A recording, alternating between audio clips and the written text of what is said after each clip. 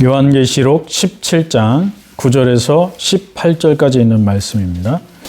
9절과 10절 그리고 17절과 18절을 봉독해 드리겠습니다. 지혜 있는 뜻이 여기 있으니 그 일곱 머리는 여자가 앉은 일곱 산이요 또 일곱 왕이라. 다섯은 망하였고 하나는 있고 다른 하나는 아직 이르지 아니하였으나 이르면 반드시 잠시 동안 머무르리라. 17절입니다. 이는 하나님이 자기 뜻대로 할 마음을 그들에게 주사 한 뜻을 이루게 하시고 그들의 나라를 그 짐승에게 주게 하시되 하나님의 말씀이 응하기까지 하심이라. 또 내가 본 그 여자는 땅의 왕들을 다스리는 큰 성이라 하더라. 아멘. 오늘도 복된 주일 하나님 앞에 예배하러 나오신 여러분 주님의 이름으로 환영합니다. 1차, 2차 세계대전이 끝나고 세계 강국으로 떠오른 소비에트 사회주의 공화국 연방, 우리가 잘 아는 대로 소련입니다. 이 거대한 소련이라고 하는 나라가 등장하게 됩니다. 이 소련은 미국과 더불어 강력한 세계의 패권국이 되었습니다. 그런데 당시에 누구도 어떤 사람도 이 소련이 붕괴되고 흩어질 것이라고는 상상도 하지 못했습니다. 그런데 1991년 8월 강경파들을 중심으로 쿠데타가 일어나게 되고 우크라이나, 러시아, 벨라루스가 이 연방에서 탈퇴했습니다. 12월 16일 고르바초프는 소련의 해체를 공식 발표하고 소련을 구성했던 나라들이 하나둘씩 독립해 나갔습니다. 현재 역사 속에서 소련이라고 하는 나라는 사라지고 없습니다. 영원할 것 같았던 소련도 역사 속에서 사라지고 만 것이죠. 그러니까 먼 과거의 역사 속에만 등장하는 나라가 된 것입니다. 우리가 잘 아는 대로 시편 33편 10절과 11절에 보면 여호와께서 나라들의 계획을 폐하시며 민족들의 사상을 무효하게 하시도다. 여호와의 계획은 영원히 서고 그의 생각은 대대에 이르리로다. 다니엘서 2장 21절에 보면 그는 때와 계절을 바꾸시며 왕들을 폐하시고 왕들을 세우시며 지혜자에게 지혜를 주시고 총명한 자에게 지식을 주시는도다. 이렇게 말씀합니다. 하나님이 어떠한 분인가를 우리는 여기서 발견하게 되죠. 하나님은 나라들과 왕들이 아무리 계획을 철저하게 세우고 사상들을 전개해 나간다 할지라도 하나님께서 폐하시면 끝나는 거죠. 하나님은 다 폐하시고 무효화해 버리십니다. 또 왕들을 폐하기도 하시고 세우기도 하십니다. 모두가 하나님의 손에 달려 있습니다. 이것이 하나님의 절대적인 주권이죠. 누구도 하나님의 손에서 벗어날 수 없고 하나님의 계획을 거역할 수 없습니다. 사탄도 마찬가지입니다. 사탄이 하나님의 구속의 역사를 방해하고 막기 위해서 장시간 동안 노력해 왔습니다. 그러나 창세기 3장 15절에 약속하신 하나님의 약속, 하나님의 구원자, 여자의 씨이신 예수 그리스도의 탄생을 막지 못했고 십자가의 구속 사건을 막지 못했습니다. 그 누구도 하나님의 계획을 막지 못하는 것이죠. 하나님은 반드시 승리하시고 구속을 완성하십니다. 그 하나님께서 약속하신 예수 그리스도의 구속 사역을 통해서 오늘 저와 여러분은 구원의 은혜를 받았습니다. 성경을 차근차근 읽어보면 사탄은 이것을 막기 위해서 부단히 노력했습니다. 그러나 결국 하나님의 구속의 계획은 완성되었습니다. 그래서 예수님께서 십자가에 달려 죽으시면서 이렇게 외치셨습니다. 다 이루었다. 원문에 보면 완료형으로 되어 있습니다. 다 이루었다라고 하는 것은 하나님께서 계획하신 구속사를 예수님께서 친히 오셔서 십자가상에서 다 완성하셨다, 다 이루셨다, 그러한 의미입니다. 요한계시록을 읽어보면 하나님은 종말에 대한 계획을 세우시고 그 종말의 계획을 이루시고 완성하시는 것을 보게 됩니다. 인간들의 노력과 인간들의 법에 의해서 하나님의 구원이, 하나님의 종말의 계획이 이루어지는 것이 아니고 하나님이 세우신 하나님의 법에 따라서 하나님의 주권에 의해서 그 법이, 계획이 이루어진다는 것을 보여주는 것이죠. 역사는 하나님이 세우신 종말의 계획대로 흘러가고 있는 것입니다. 이것은 세상의 철학이 말하는 운명론이나 숙명론이 아닙니다. 하나님의 뜻이고 하나님의 계획입니다. 계시록은 이미 우리에게 하나님의 계획을 다 오픈해 주셨습니다. 하나님은 자기 백성에게 계시를 통해서 하나님의 계획과 하나님의 뜻을 다 알려주셨습니다. 우리가 그것을 바르게 이해하고 믿는다면 하나님이 주시는 평안과 기쁨을 누리게 되는 것이죠. 오늘 요한계시록 15장, 16장 말씀에 보면 15장과 16장은 하나님과 그리스도의 교회를 박해하던 세상의 7개의 대접 재앙을 쏟아부으시는 하나님의 심판을 보여주고 있습니다. 그리고 17장과 18장에 오면 하나님은 큰 음녀를 심판하십니다. 이것은 요한계시록이 점진적인 계시로 되어 있기 때문에 앞에 나오는 15장, 16장의 세상의 7개의 대접의 재앙과 17장, 18장에 나오는 큰 음녀를 심판하시는 내용이 동일하다는 것을 알 수 있어요. 그러니까 점진적인 계시의 흐름 속에서 이것을 이해하게 되면 앞에 7개의 대접 재앙을 쏟아부으시는 사건과 17장 이후에 나오는 큰 음녀를 심판하시는 사건이 다른 별개의 것이 아니고 동일한 사건에 대한 다른 측면을 보여주고 있다는 것이죠. 그래서 시각이 다를 뿐이지 내용은 동일한 것입니다. 그래서 오늘 본문 1절과 6절에 오게 되면 큰 음녀를 심판하시는 내용이 등장하는데, 큰 음녀는 하나님과 그리스도의 교회를 믿지 않고 타락한 세상을 말합니다. 이 여인을 다른 표현으로 5절에서는 바벨론이라고 표현합니다. 그러니까 큰 음녀와 세상과 바벨론은 다 동일한 의미입니다. 이 여인은 온갖 아름다운 세상의 부하로 자기 자신을 꾸미고 세상의 왕들을 유혹해서 음행을 저지르게 됩니다. 이것이 바로 죄악이 가득한 세상이죠. 그리고 7절, 8절에 오면 짐승이 등장을 합니다. 천사는 앞에 나온 큰 음녀가 탄 7머리, 10뿔을 가진 이 짐승의 비밀을 오픈해주고 있습니다. 그 짐승이 바로 적그리스도라고 하는 사실을 말해주고 있습니다.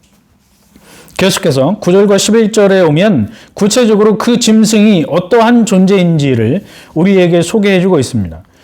9절에 보면 지혜 있는 뜻이 여기 있으니 그 7머리는 여자가 앉은 7산이요 또 7왕이라 5은 망하였고 하나는 있고 다른 하나는 아직 이르지 아니하였으나 이르면 반드시 잠시 동안 머무르리라. 7머리는 여자가 앉은 7산입니다. 그러니까 요한계시록을 차근차근 읽어 나가다 보면 오늘 본문 9절 이하에 멈추게 되는데, 이 9절 이하에 나오는 내용이 굉장히 까다롭고 해석하기가 어려운 부분이죠. 그래서 여기서부터 많은 해석들이 갈리게 됩니다. 그런데 이 본문을 자세히 우리가 꼼꼼하게 읽어보게 되면 그렇게 복잡하고 어려운 것은 없어요. 그러니까 이 본문 자체를 꾸준히 또 꼼꼼하게 읽어가게 되면 아무런 무리 없이 본문을 해석할 수가 있습니다.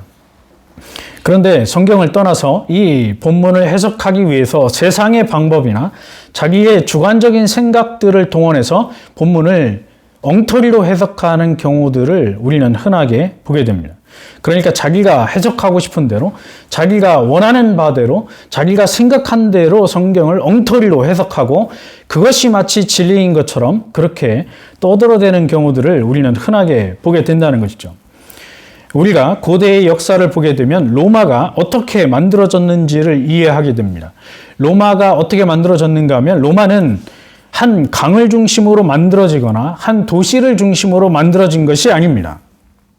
그러니까 로마라고 하는 나라가 처음에 시작될 때 이 로마의 주변에, 로마라고 하는 도시 주변에는 크게 7개의 산으로 구성이 되어 있어요. 그 7개의 산을 중심으로 해서 로마라고 하는 도시가 만들어지게 되고 도시국가가 형성이 됩니다. 그래서 그 7개라고 하는 산을 중심으로 만들어졌다. 그래서 오늘 성경은 그것을 찝고 있는 것이죠. 7개의 머리는 여자가 앉은 7산이라고 표현을 하면서 로마가 어떻게 만들어졌는지를 역사적인 근거로 설명하고 있습니다. 그러니까 7개의 산이라고 하는 것은 고대 로마의 도시를 말하는 것이죠. 이렇게 고대 로마는 7개의 산을 중심으로 해서 만들어지게 됩니다. 가까이는 로마를 말하는 것이고 더 멀리는 사탄의 지배를 받는 세상 전체를 말하는 것입니다. 그래서 7왕 중에 5은 망하였고 하나는 있고 다른 하나는 아직 이르지 않았다 이렇게 표현하고 있습니다. 여기에 대해서 과거주의적인 해석을 하는 학자들은 망한 5개의 산을 이렇게 해석을 하죠. 도미티안 황제, 그러니까 사도 요한이 살고 있었던 당시 AD 95년 이후에 등장했던 도미티안 황제 이전의 황제들, 그러니까 아우구스투스나 티베리우스, 칼리굴라, 클라우디우스, 네로, 베스파시안 이런 황제들이다 이렇게 보는 해석이죠. 그리고 장차 올 것은 예루살렘을 파괴하는 AD 70년에 예루살렘을 파괴하는 로마의 장군이었던 디도, 나중에 그가 황제에 오르게 됩니다. 그리고 세대주의적인 해석, 세대주의 학자들은 이 7이라고 하는 숫자를 왕의 이름으로 보지 않고 왕국으로 해석을 합니다. 그래서 망한 5 왕국은 이집트와 아수르, 바벨론, 메데파사와 헬라, 그리고 지금 있는 것은 로마, 그리고 앞으로 올 것은 적그리스도의 왕국이다 이렇게 해석을 합니다.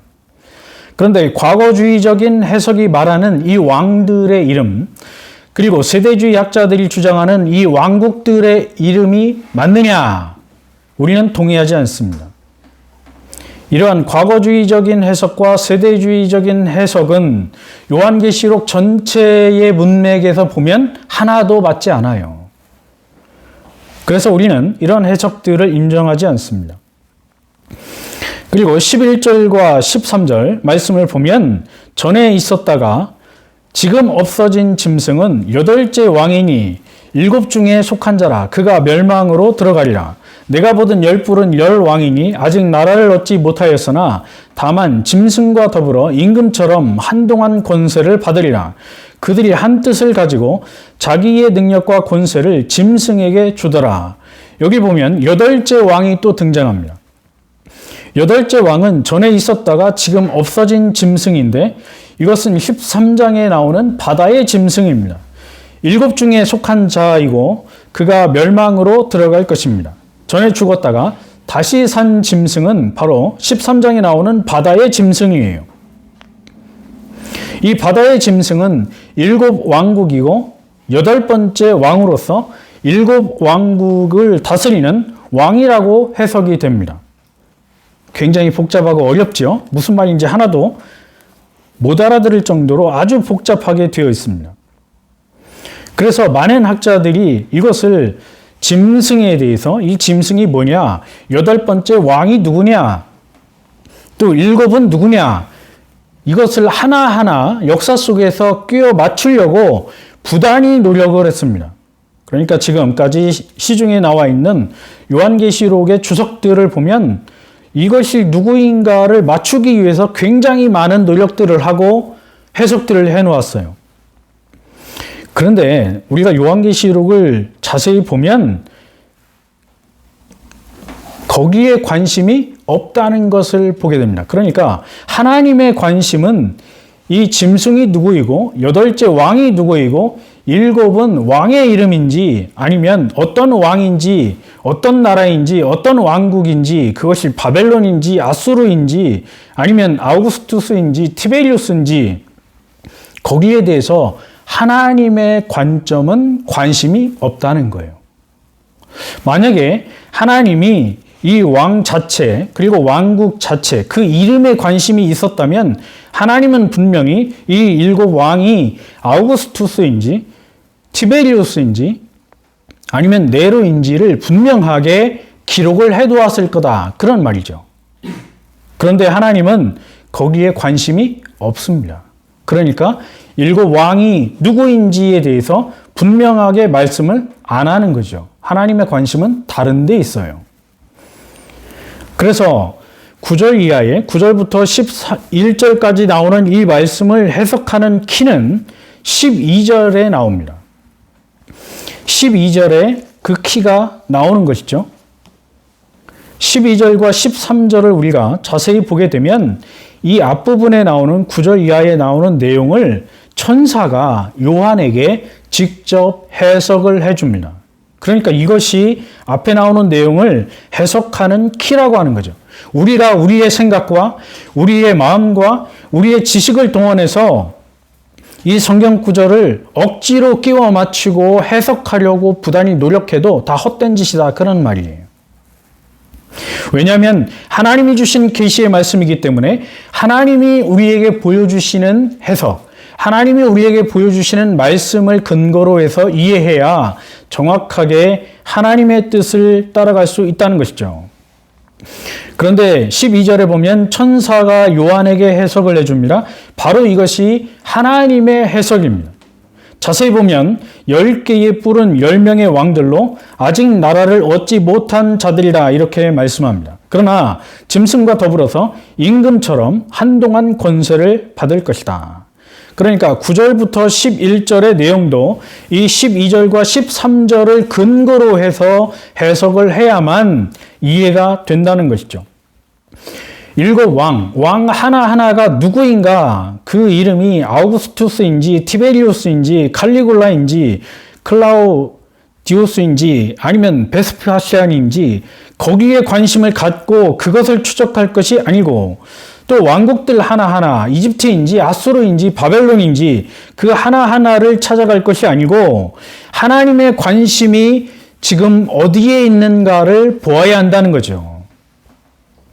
내가 보고 싶은 것이 아니고 하나님께서 우리에게 보여주시는 것에 관심을 가져야만 하나님의 뜻을 바르게 이해할 수 있다는 것입니다. 이것이 우리가 하나님의 말씀을 겸손하게 객관적으로 하나님 앞에 무릎을 꿇고 귀담아 들어야 하는, 경청해야 하는 자세입니다. 오늘날 많은 사람들이 성경을 많이 읽고 성경을 많이 안다고 주장하면서 해석을 엉터리로 하고 자기가 하고 싶은 말을 하고 자기 사상으로 성경을 해석해 나가는 그런 경우들을 얼마나 많이 보는지 몰라요. 그러면서도 자기 해석이 마치 100% 하나님의 뜻인 것처럼 그렇게 자랑을 합니다. 그러나 성경을 우리가 꼼꼼하게 읽어보면 그 해석들이 다 틀렸다는 것을 알게 되죠. 그 다음 절만 읽어봐도 우리는 발견하게 됩니다. 그래서 과거에 신천지에 속해 있는 어떤 교사 하나를 만나서 토론을 했던 기억이 있습니다. 그 사람들이 가지고 있는 해석, 그 사람들이 풀어가는 방식은 자기들이 외우고 있는 성경 한 구절 한 구절이에요. 그 한 구절 한 구절을 아주 끊임없이 이 사람들은 노력을 하고 공부를 해서 마치 자기들이 가지고 있는 해석 방법만 정확한 것이다 이렇게 주장을 합니다. 그래서 제가 그들이 말하고 있는 성경 구절을 앞 뒤에 있는 문맥을 같이 읽어보면서 해석을 해 주었어요. 그러니까 앞 뒤에 그 사람이 주장하는 주장의 앞의 문맥과 뒤의 문맥을 읽으면서 그러면 이 구절은 어떻게 이해하느냐 이렇게 질문하면 대답을 못합니다. 왜냐하면 몰라요. 자기가 자기 집단에서 배운 그 내용만 달달달달 외우기 때문에 앞 뒤에 어떠한 내용이 있고 어떤 구절이 있는지는 전혀 읽을 기회도 없고 읽을 필요도 없는 거죠. 바로 이것들이 엉터리로 성경을 이해하고 엉터리 해석을 하는 것이죠. 그러나 우리는 성경 전체를 한 구절 한 구절, 더 넓게는 구약과 신약 전체를 읽어가면서 본문을 이해해야 하나님의 뜻을 바르게 이해할 수 있다는 것이죠.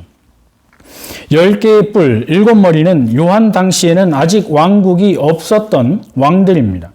10개의 뿔은 아직 나라가 없지만 앞으로 짐승과 같이 권세를 얻게 될 것입니다. 10개의 뿔은 마지막 적그리스도가 통치하는 적그리스도의 연맹입니다. 그러니까 하나님을 대적하고 그리스도의 교회를 박해하고 핍박하는 세상의 연맹, 적그리스도의 명령을 따라서 하나님과 교회를 대적하는 세력 전체를 말하는 것이죠. 그러니까 이들은 종교 집단이 될 수도 있고 아니면 정치가들이 될 수도 있고 국가가 될 수도 있습니다. 그러니까 사회 전반에 걸쳐서 하나님과 그리스도의 교회를 핍박하는 모든 세력을 말하는 거예요.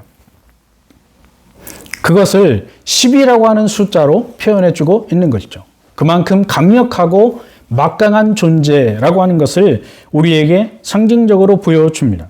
13절에 그들이 한 뜻을 가지고 그들이 하나의 뜻, 하나의 목표와 하나의 의도를 가지고 일을 한다는 것이죠. 그것이 무엇인가 하면 바로 14절 이하에 나오는 어린 양을 대적하는 거예요. 그들이 한 뜻을 가지고 자기의 능력과 권세를 짐승에게 줍니다. 이 10개의 뿔이 14절 이하에 나오는 어린 양을 대적하는 거예요. 그러니까 우리가 분명하게 알아야 하는 것은 하나님을 대적하고 하나님의 교회, 그리스도를 믿는 하나님의 백성들과 교회를 대적하는 존재들은 모두가 적그리스도의 세력이라 이렇게 말할 수 있는 거예요. 아무리 그들이 좋은 말을 하고 아무리 그들이 돈을 많이 풀고 아무리 어떠한 정책을 핀다 할지라도 우리가 속아 넘어가지 말아야 되는 것은 하나님을 대적하고 하나님의 교회를 박해한다면 적그리스도의 세력입니다. 핵심은 적그리스도의 세력이 어느 한 시대, 어느 한 장소에만 나타나는 것이 아니고 전 시대에 걸쳐서 전 세계적으로 나타난다는 것이죠. 그래서 계속해서 역사 속에서 흘러나온다는 것입니다. 즉, 큰 음녀가 7개의 머리에 10개의 뿔을 가진 짐승을 타고 앉아 있습니다. 이 말씀도 잘 보면 7이라고 하는 숫자가 등장하고 10이라고 하는 숫자가 등장을 하죠. 7개의 머리, 10개의 뿔. 이것이 바로 이 세상의 세력, 사탄의 세력을 말하는 것입니다. 헬라어를 우리가 공부하면 7이라고 하는 숫자와 10이라고 하는 숫자는 완전수를 나타냅니다. 완전하다. 그러니까 7과 10은 완전하고 막강하고 거대하다 이런 뜻이에요. 그러니까 하나님과 예수 그리스도의 교회를 대적하는 사탄의 세력이 이렇게 완전하고 막강하고 거대하다는 것이죠. 그런 세력이 교회와 하나님을 대적하는 거예요. 어떤 시대든지 어떤 나라에서든지 하나님과 교회를 대적합니다. 이것은 요한 당시만이 아니고 그리스도의 재림 직전에 다시 또 나타나게 될 것입니다. 로마와 황제들을 통해서 그리고 종말 전에 적그리스도로 나타나게 될 것입니다. 7개의 머리와 10개의 뿔은 비단 요한계시록에만 등장하는 것이 아니지요. 우리가 성경을 많이 읽고 안다면 이 내용이 구약 성경에도 분명히 등장한다는 것을 알게 됩니다. 다니엘서 7장 19절에서 25절에 보면 이 동일한 내용이 거기에도 등장을 하는 것을 볼 수 있어요. 다니엘서 7장 19절에 보면 이에 내가 다니엘이 하나님이 주시는 환상을 보고 그 환상의 내용을 기록한 내용입니다. 내가 넷째 짐승에 관하여 확실히 알고자 하였으니 곧 그것은 모든 짐승과 달라서 심히 무섭더라. 그러니까 다니엘이 살고 있었던 당시에 세상에서 무섭다고 알려진 그 짐승들, 사자나 호랑이나 곰이나 표범이나 이런 짐승들보다 비교할 수 없을 정도로 심히 무서운 짐승이 등장하는데 그것이 네 번째 짐승이었다라고 하는 것이죠. 20절에 보면 또 그것의 머리에는 10뿔이 있고 그 외에 또 다른 뿔이 나오는데 세 뿔이 그 앞에서 빠졌으며 그 뿔에는 눈도 있고 큰 말을 하는 입도 있고 그 모양이 그 동류보다 커 보이더라. 내가 본즉 다니엘이 또 보는 것입니다. 이 뿔이 성도들과 하나님을 믿는 하나님의 백성들을 말하는 거예요. 다니엘 시대에는 이스라엘 백성들이고 전 시대 전 세계로 보면 그리스도를 통해서 구원받은 하나님의 백성들, 교회를 말하는 것이죠. 더불어 싸워 그들에게 이겼더니 옛적부터 항상 계신 이가 와서 지극히 높으신 이의 성도들을 위하여 원한을 풀어주셨고 때가 이름에 성도들이 나라를 얻었더라. 그러니까 다니엘이 본 이 환상 속에서 악한 짐승이 나타나서 누구를 핍박하느냐면 이스라엘 백성들, 하나님과 하나님의 백성들을 억압하고 박해하는 것이죠. 그런데 하나님의 백성들의 힘으로는 이 짐승을 대적해서 싸워 이기고 물리칠 능력이 없는 거예요. 여기까지 보면 절망이고 실망이고 좌절이죠. 그런데 23절에 보면 지극히 높으신 이가 와서 지극히 높으신 이의 성도들을 위하여 원한을 풀어주셨고 누가 대신 싸워주십니까? 하나님이 대신 싸워주시는 거죠. 때가 이름에 성도들이 나라를 얻었더라. 결국에는 누가 승리하느냐 하면 하나님께서 승리하시고 하나님이 자기 백성들에게 승리를 주신다는 거예요. 아무리 사탄의 세력이, 아무리 적그리스도의 세력이 강력하고 위대하다 할지라도 하나님께서 승리하시고 하나님께서 자기 백성들을 승리의 길로 인도해 주신다는 약속입니다. 계속해서 24절에 보면 그 10뿔은 그 나라에서 일어날 10왕이요. 그 후에 또 하나가 일어나리니 그는 먼저 있던 자들과 다르고 또 새 왕을 복종시킬 것이며 그가 장차 지극히 높으신 이를 말로 대적하며 또 지극히 높으신 이의 성도를 괴롭게 할 것이며 그가 또 때와 법을 고치고자 할 것이며 여기 때라고 하는 것은 정해져 있는 시간들을 말하는 것이고 법은 나라가 하나님이 정해놓으신 법이에요.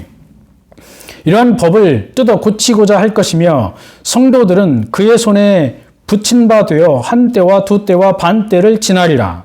하나님께서 정해놓으신 시간 동안에 사탄의 세력이 하나님의 백성들을 괴롭히고 억압하고 핍박한다라고 하는 것이죠. 다니엘 시대에서 보면 이스라엘을 박해했던 시리아의 안티오쿠스 4세 에피파네스가 이러한 짓거리를 했습니다. 그러니까 우리가 역사에서 추적을 하면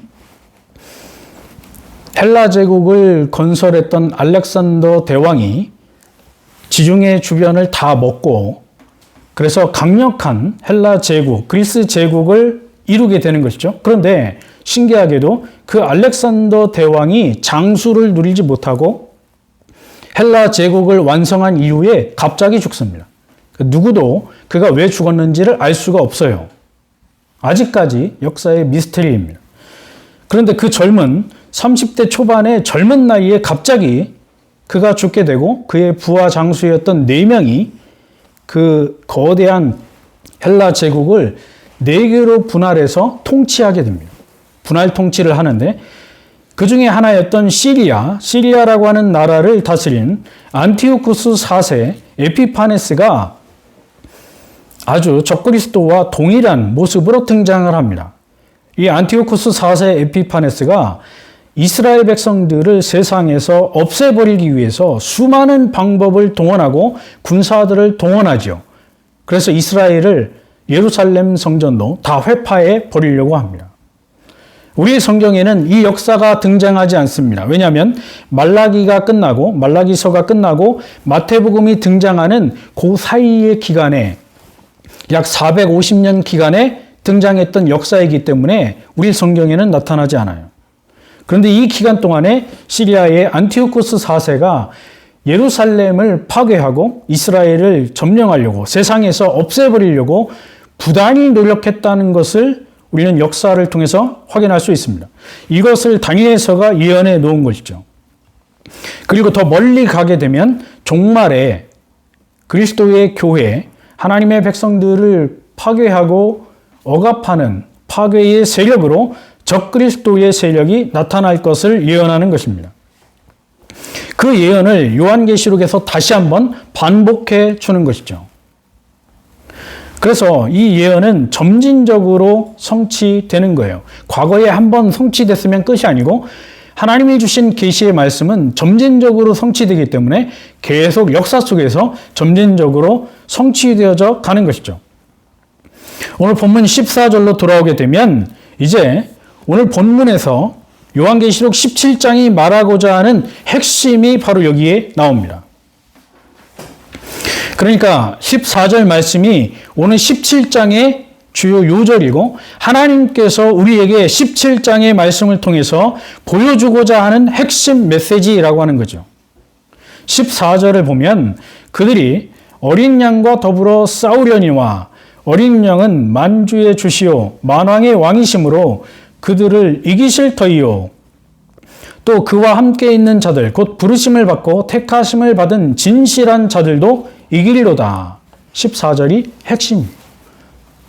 그러니까 14절을 무시하고 앞에 1절부터 18절까지의 내용을 아무리 두들겨 맞추고 끼워 맞춘다고 해도 그 해석이 정확할 수 없는 이유는 14절을 무시하면 앞에 내용들이 아무런 의미가 없다는 거죠.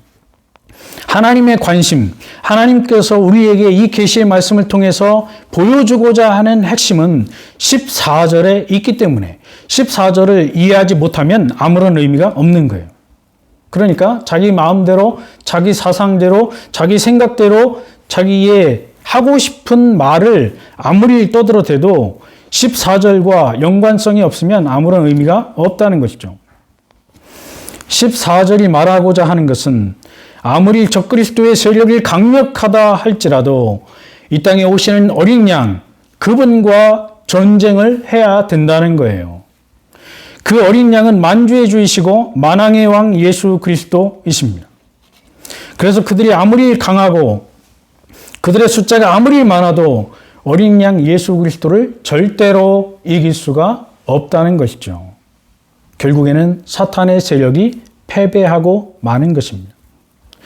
또 어린 양 예수 그리스도와 함께 있는 자들, 곧 부르심을 받고 택하심을 받은 진실한 자들, 이들이 바로 교회입니다. 예수 그리스도의 보혈을 의지하고 구원받은 하나님의 백성들, 그들도 승리하게 될 것입니다. 그리스도의 승리에 교회가 동참하게 되는 것이죠. 성도들에게 그리스도께서 승리를 안겨주실 것입니다.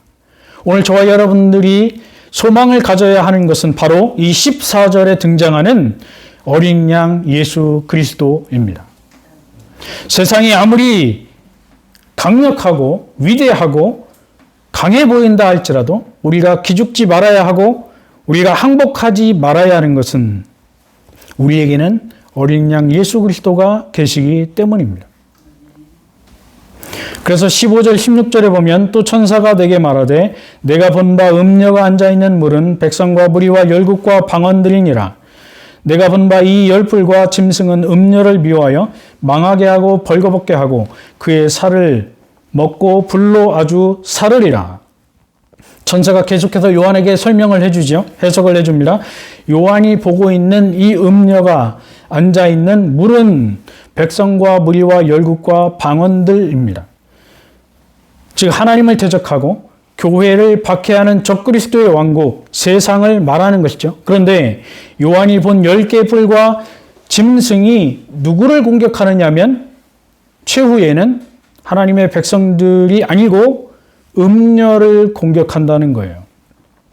지금까지 음녀와 이 짐승이 손을 잡고 그리스도의 교회를 박해하고 하나님을 대적하고 하나님을 믿는, 그리스도를 믿는 구원받은 하나님의 백성들을 갈기갈기 찢어서 순교의 자리로 쳐넣었는데 마지막에 가면 이들이 서로 자기들끼리 싸우게 된다는 거죠. 서로 물고 먹는 것입니다. 이것은 곧 자멸입니다. 세상과 적그리스도가 손을 잡았다가 결국에는 자기들끼리 싸우게 된다는 거예요. 이것이 하나님의 심판이죠. 하나님의 심판은 결국 자기들끼리 싸우다가 자멸하게 만들어 버리시는 거예요. 이것이 오늘 우리들에게는 소망입니다. 하나님께서 누구도 생각하지 못한 방식으로 하나님이 그들에게 벌을 내리시고 심판해 주시는 거죠. 17절 18절에 보면 이는 하나님이 자기 뜻대로 할 마음을 그들에게 주사, 그러니까 적그리스도와 세상에게 자기들 마음대로 하고 싶은 마음을 하나님이 허용해 주시는 거예요. 그리고 한 뜻을 이루게 하시고 그들의 나라를 그 짐승에게 주게 하시되 하나님의 말씀이 응하기까지 하심이라. 또 내가 본 그 여자는 땅의 왕들을 다스리는 큰 성이라 하더라. 10개의 뿔, 즉 10명의 왕과 적그리스도가 큰 음녀에게 대항을 합니다. 같은 편인 줄 알았는데 결국에는 서로 물고 싸우는 거죠. 하나님께서 그들에게 자기 뜻대로 할 마음을 주셨습니다. 아무리 사탄과 사탄의 세력이 강하다 할지라도 결국 하나님의 통치 아래에 있고 하나님의 손바닥에 놓여 있다라고 하는 것이죠.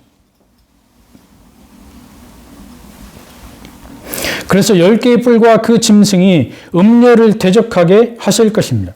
10명의 왕으로 하여금 짐승에게 자기 나라를 주도록 하실 것입니다.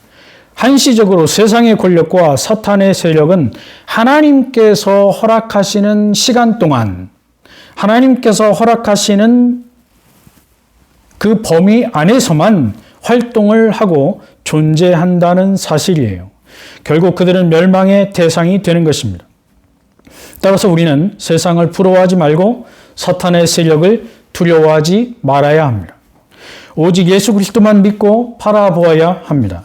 하나님과 어린 양 그리스도께서 승리를 주실 것이기 때문이죠. 이것이 바로 성도들의 올바른 신앙입니다. 우리의 신앙은 세상에 있지 않습니다. 세상이 누가 우리 편이고 누가 우리의 대적인가 세상에서 그것을 찾으려고 하는 어리석음을 버려야 합니다. 세상에는 우리의 편이 없습니다. 우리의 편은 오직 예수 그리스도 외에는 없는 거예요. 세상의 눈으로 보면 세상이 한없이 강해 보이고 그들에게 붙으면 우리에게 무엇인가 떨어질 것 같고 우리가 편안하게 살 것처럼 보입니다. 사탄이 막강해 보이지요. 그래서 사탄에게 붙고 사탄에게 항복하면 우리는 막강한 권세를 누릴 것처럼 보입니다. 그래서 우리는 하나님을 믿는 백성들은 도저히 이기지 못할 것으로 여겨지고 자포자기하게 됩니다. 그러나 이것은 신앙의 눈이 아니죠. 세상의 눈이에요. 성경의 렌즈와 하나님의 렌즈로 보게 되면 세상도 사탄도 결국 하나님의 손에 달려 있습니다. 하나님께서 허용하신 범위 안에서만 움직이는 거예요. 그리고 하나님께서 마지막 날에 철저하게 심판을 행하실 것입니다. 동시에 그리스도를 믿는 하나님의 백성들, 교회 성도들에게는 구원과 승리를 주실 것입니다. 이 믿음과 소망 가운데 살아가는 저와 여러분이 되시기를 주님의 이름으로 축원합니다. 기도하겠습니다. 막강해 보이는 악한 세상을 철저하게 심판하시고 하나님의 백성에게는 구원과 승리와 기쁨을 주실 어린 양 예수 그리스도와 하나님께 소망을 두고 살아가는 우리 모든 성도들이 될 수 있도록 이 땅의 교회와 전 세계의 하나님의 백성들 교회들이 될 수 있도록 성령 하나님 인도하시고 힘을 허락하여 주옵소서. 감사하고 예수님의 이름으로 기도하옵나이다.